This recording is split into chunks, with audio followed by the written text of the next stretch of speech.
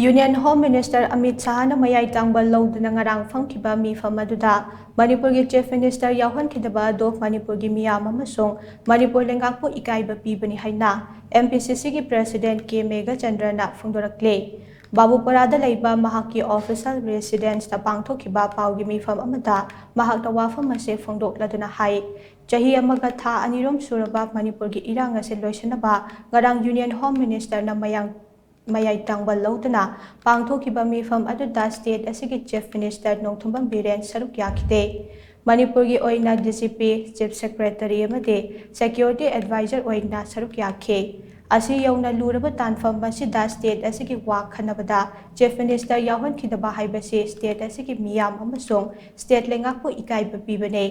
Indian Constitution ki 3 suba schedule ki matung inna state amagi law and order amasung police ki hiram aside state subject ne adubu ngarang gi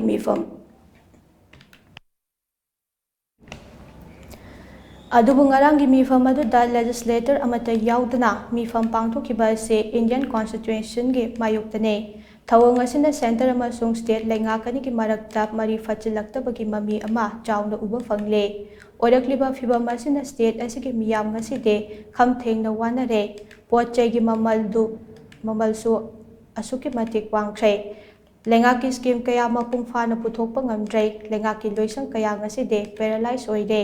Nakalamaromda irang asina maram oiraga BCP na kaya yaurabaso Prime Minister na ngasi fauba wafam amata phongdokpa ngamdriba ase masana pukchel sengde haibadu takchabani haina so mahak na makhatana nungnangba phongdokhe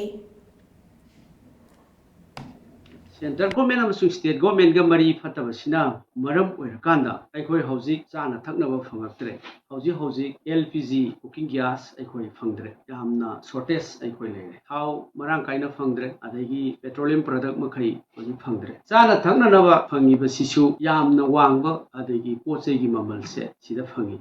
loinana scheme jing aikoi pangthoktre sarkar gi leiriba department jing paralyze tore laiba scheme mayam sing adagi leiriba mayam praja sing da kana ba phigidaba thabak mayam sarkar gi tolo matam sana phangdaba pensioner sing phangdaba adagi karmachari sing adagi karbar wala mayam sing tongan ba